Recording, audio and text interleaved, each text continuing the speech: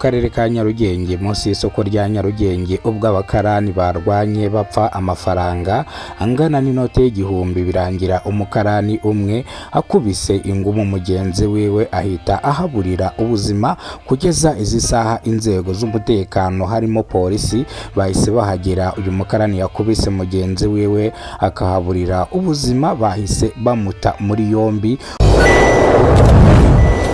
Ubwo abaturage bavuze ko iri ari ihohoterwa rikomeye cyane uyu mugabo ukoze ikosa akica mugenzi wiwe bapfuye inote y'igihumbi hano mu mujyi wa Kigali mu karere ka Nyarugenge ku isoko rya Nyarugenge ku iki gicamunsi ku itariki 24 z'ukwezi kwa 12 umwaka w'ibihumbi 2025.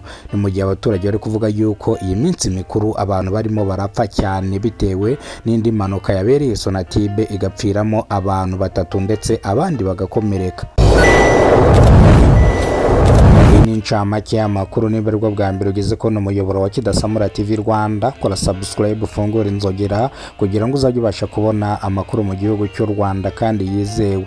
Ubu duherereye mu karere ka Nyarugenge ku isoko rya Nyarugenge hano munsi ya Kigali Market ahabereye ibyarijije abanyarwanda benshi cyane ubwo abakarani barwanaga bapfa inote y'igihumbi. Umukarani umwe yakubise ingumu mugenzi wiwe imufata mu mutwe ihita ifata kuri nyiramivumbi, mugenzi we ahita hasiga ubuzima. Ni mu gihe polisi yahise ihagera ita muri yombi uyu mugabo wakubise mugenzi wiwe igipfusi akahita ahasiga ubuzima. Nkuko muri kubireba kuri kamera zanyu za Kidasamura TV Rwanda, aba bantu bose bakingirije umurambo dore yuko natemerewe no gufotora uno murambo bitewe nuko nabandi kwangiza amategeko ya YouTube. Ni mu gihe abaturage bari hano bavuze yuko iri ngiri ari hohoterwa uyu mugabo atabwe muri yombi n'ishami ry'ubugenzacyaha RIB.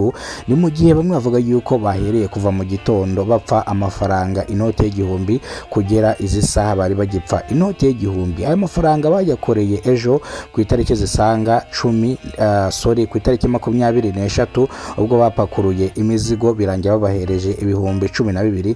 Rero birangira amuhaye ibihumbi 5 amubekeye ko babahaye ibihumbi 10. Aza kumenya amakuru yuko bishyuye amafaranga 12 buri muntu wese ari gufata ibihumbi 6 mu gitondo cyo kuri uno munsi ku itariki zisanga 24 z'ukwezi kwa 12 nibwo yaje kumwishyuza amafaranga inote y'igihumbi mu gitondo saa za mu gitondo, amubwira yuko aya mafaranga ari buze kuyamuha nimugoroba. Bigeze saa 6 uyu mugabo arangije yongera ajya kumwishyuza, none arangije amubwira ngo nayo azamuha. Kwizi saha ubu turi mu masaha ashyira saa 10 z'umugoroba nibwo barwanye, none umwe akaba haburiye ubuzima. Imva n'imvano nuko nguko byagenze. Ni mu gihe Sonatube habereye naho impanuka iteye ubwoba, impanuka yarijije abanyarwanda benshi cyane abandi bagatangira kwifata ku munwa. Iyi mpanuka yapfiriyemo abantu bagera kuri 3 ndetse abandi barakomereka. Iyi mpanuka yateye abantu benshi ubwoba ubwo imodoka yavaga Sonatube muri ropuwe yabuze feri neza iragenda igonga izindi modoka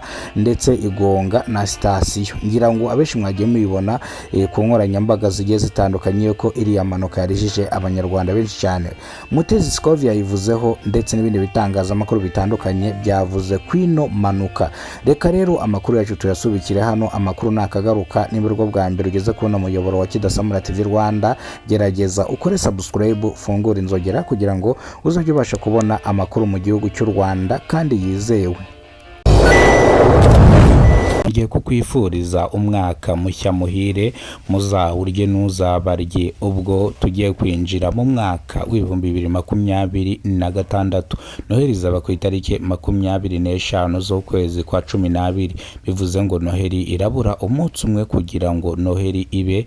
Rero niyo mpamvu ndi hano kugira ngo mbifurize umwaka mushya muhire. Kidasamura TV Rwanda ni ihuriro ry'amakuru hano mu gihugu cyacu cy'u Rwanda. Ikindi nongeye kubasaba ndetse nanabashimira, ikintu mbasaba no gukora subscribe mukadutera support ndetse mukadushyigikira.